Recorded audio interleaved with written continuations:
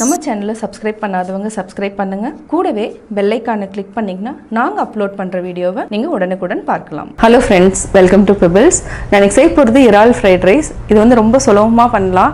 இதை இறால் வந்து நல்லா ஃப்ரை பண்ணிவிட்டு, அதாவது மிளகாய்த்தூள் போட்டு நல்லா ஃப்ரை பண்ணிவிட்டு ஒரு 10 மினிட்ஸ் ஊற வச்சுட்டு, அதுக்கப்புறம் கேரட், பீன்ஸ், கொடமிளகா, அது இல்லாமல் ஸ்ப்ரிங் ஆனியன் போட்டு நம்ம செய்ய போகிறோம். வாங்க எப்படி செய்கிறதுன்னு பார்க்கலாம்.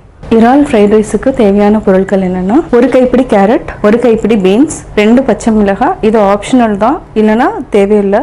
கொஞ்சமாக மிளகாத்தூள், அதாவது 1/4 டீஸ்பூன் அளவுக்கு இருந்தாலே போதும். மிளகுத்தூள் 1/4 டீஸ்பூன், ஒரு கைப்பிடி ஸ்ப்ரிங் ஆனியன், அதாவது வெங்காயத்தாள், கொடமிளகாய், ஒரு கொடமிளகாயில் நம்ம பாதி எடுத்துக்கலாம், 1/2 டீஸ்பூன் இஞ்சி, 1 டேபிள் ஸ்பூன் பூண்டு. இதை நல்லா நம்ம ஃப்ரை பண்ணிட்டு செய்ய போகிறோம். இதுக்கு வந்து பாசுமதி ரைஸ் தான் நம்ம ஆட் பண்ண போகிறோம். அது ஆல்ரெடி நான் வேக வச்சு எடுத்து வச்சிருக்கேன். நான் 200 கிராம்ஸ் பாசுமதி அரிசியை வேக வச்சு எடுத்து வச்சிருக்கேன். அதாவது இது வேக வைக்கிற பதம் வந்து தெரிலனா, ஆல்ரெடி வந்து பாசுமதி ஸ்டீமிங் ரைஸ்ங்கிற அதாவது லிங்க் நான் உங்களோட ஷேர் பண்ணிக்கிறேன். இறால் வந்து நம்ம டீப் ஃப்ரை பண்ணணும். அதுக்கு என்னென்ன மசாலா ஆட் பண்ணணுங்கிறதையும் நான் சொல்கிறேன். இதுக்கு வந்து சின்ன சின்ன இறால் தான் நான் எடுத்திருக்கேன். உங்களுக்கு பார்த்தீங்கன்னாவே தெரியும், பொடி இறால் இருந்தால் தான் வந்து டேஸ்ட்டாக இருக்கும். அதாவது மசால் இறங்கி நல்லாயிருக்கும். இந்த பொடி இறாவே எடுத்துக்கலாம். நம்ம 2 டேபிள் ஸ்பூன் மைதா, கார்ன்ஃப்ளவர் மாவு 1 டீஸ்பூன், மிளகுத்தூள், மிளகாய்த்தூள், இது வந்து நம்ம கொஞ்சமாக ஆட் பண்ணாலே போதும். அதாவது 1/4 டீஸ்பூன் அளவுக்கு நான் ஆட் பண்ணியிருக்கேன். இது நல்லா மிக்ஸ் பண்ணிக்கலாம். லைட்டாக நம்ம தண்ணி தெளித்து விட்டுக்கலாம். இதுக்கு தண்ணி ஊற்றக்கூடாது, அதாவது லைட்டாக நம்ம ஸ்ப்ரிங்கிள் தான் பண்ணி விடணும். இது ஒரு 10 மினிட்ஸ் வந்து நம்ம ஊற வச்சுட்டு நம்ம டீப் ஃப்ரை பண்ணி எடுத்துக்கலாம். இது கொஞ்சமாக உப்பு ஆட் பண்ணிக்கலாம். இந்த அளவுக்கு இருந்தாலே போதும். இது கலர் வராததுக்கு காரணம் என்னென்னா, நான் வந்து கொஞ்சமாக தான் ஆட் பண்ணியிருக்கேன். ஃப்ரைட் ரைஸுக்கு வந்து ரொம்ப நம்ம மிளகாத்தூள் போட வேண்டியதில்லை, அதனால் கொஞ்சமாக தான் நான் ஆட் பண்ணியிருக்கேன். உங்களுக்கு கலர் வேணும்னா நீங்கள் இன்னும் கொஞ்சம் மிளகாத்தூள் ஆட் பண்ணிக்கோங்க. இதை 10 நிமிஷம் வச்சுட்டு நம்ம டீப் ஃப்ரை பண்ணி எடுத்துக்கலாம். ஃபஸ்ட்டு நம்ம இறாலை ஃப்ரை பண்ணி எடுத்துக்கலாம். இது சின்ன இறா தான், சிம்மில் வச்சுக்கலாம். இது நம்ம ஃப்ரை பண்ணி தனியாக எடுத்து வச்சுக்கலாம். இது சின்ன சின்ன இறாங்கிறதுனால நம்மளுக்கு இந்த மாதிரி இருக்குது. இது நல்லா இந்த மாதிரி பிரித்து விட்டுருங்க. நம்ம அதுக்கப்புறம் உடுத்து விட்டுக்கலாம். நல்லா ஃப்ரை ஆனதுக்கப்புறம் எடுத்துக்கலாம். இந்த மாதிரி நல்லா டீப் ஃப்ரை பண்ணிக்கோங்க. அப்போ தான் வந்து ஃப்ரைட் ரைஸ் வந்து நல்லா டேஸ்ட்டாக இருக்கும். இப்போ நம்ம எண்ணெயை வடிச்சிட்டு எடுத்துக்கலாம்.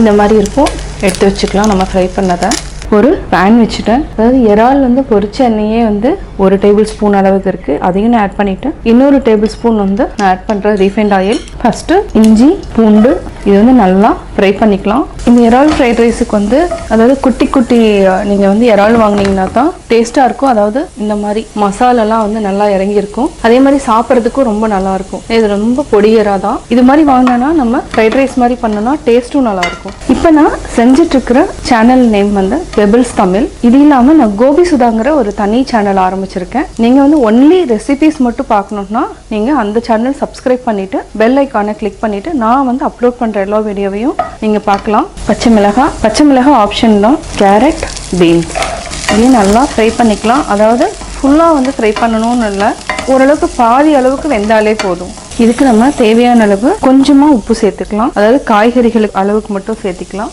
ஆல்ரெடி வந்து சாதத்தில் வந்து நான் வேக வச்சு, அதாவது உப்பு போட்டு வேக வச்சு எடுத்து வச்சுருக்கிறதுனால நீங்கள் ஜாஸ்தி ஆட் பண்ண வேண்டியதில்லை. இது வந்து 1லேருந்து 2 நிமிஷம் வரைக்கும் நல்லா சிம்மில் வச்சுட்டு வேக வச்சுக்கலாம்.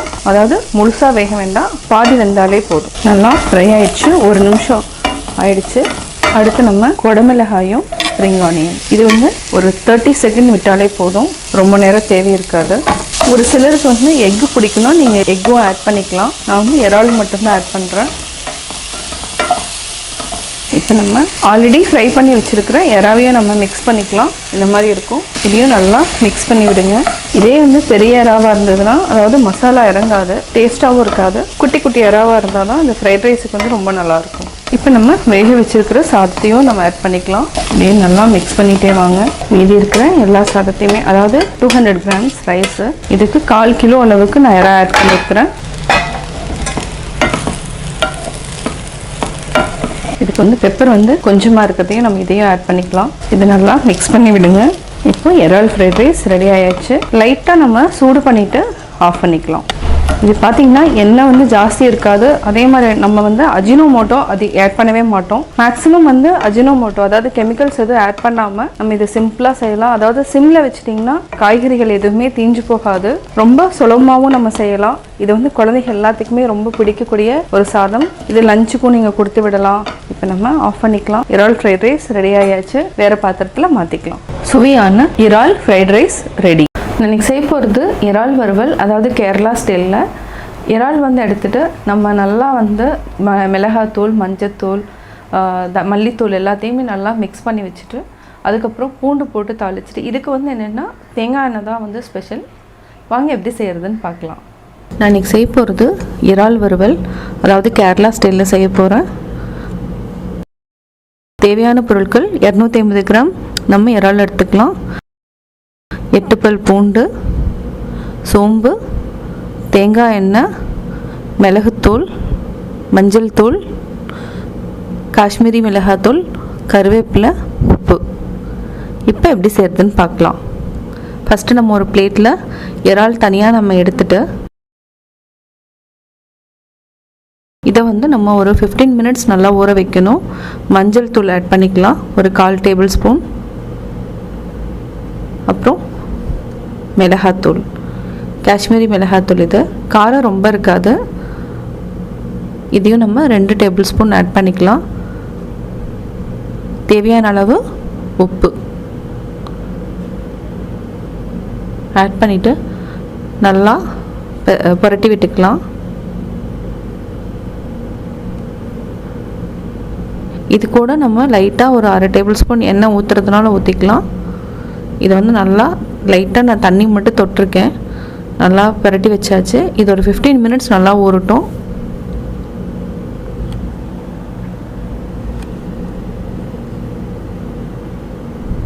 இப்போ நம்ம ஒரு கடாய் வச்சுட்டோம்.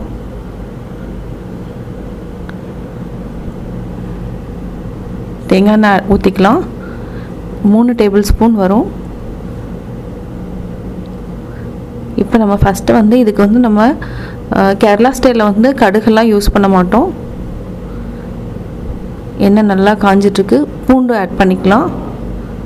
8 பல் பூண்டு ஆட் பண்ணிக்கோங்க. அதுக்கப்புறம் நம்ம இறால் ஆல்ரெடி புரட்டி வச்சுருக்கிறதையும் நம்ம ஆட் பண்ணிக்கலாம். இதை நல்லா வதக்கணும். இதுலேயே தண்ணி விடுங்கிறதுனால நம்ம தண்ணி ஊற்ற வேண்டியதில்லை.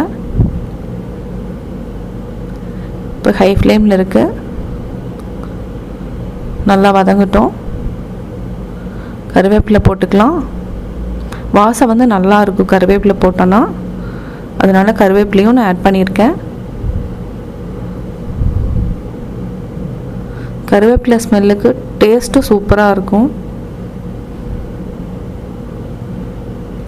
இது நல்லா வதக்கிட்டே இருங்க.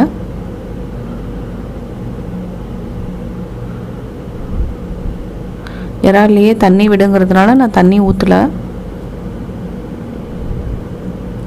இப்போ நல்லா வெந்துடுச்சு.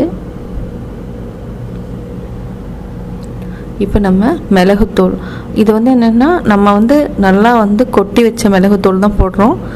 அதாவது பொடி மாதிரி வேண்டாம், அப்போ தான் கரகரன்னு இருக்கிற மாதிரி இருக்கணும். அடுத்தது சோம்பு போட்டுக்கலாம். சோம்பு அதே மாதிரி நான் என்னென்னா பொடி போடலை, தட்டி தான் போட்டிருக்கேன். ரொம்ப போட்டோன்னா நல்லா இருக்காது. இது நம்ம கொஞ்சமாக ஆட் பண்ணிக்கலாம். ஒரு 1/4 டேபிள் ஸ்பூன் போட்டுட்டு நல்லா வதக்கி விடுங்க. இந்த வாசனையே நல்லாயிருக்கும். இதை நல்லா பிரட்டி விட்டுட்டு இப்போ நம்ம கேஸ் ஆஃப் பண்ணிடலாம். இப்போ சுவையான இறால் வறுவல் ரெடி. இது ரச சாதம், தயிர் சாதத்துக்கு நல்ல காம்பினேஷன்.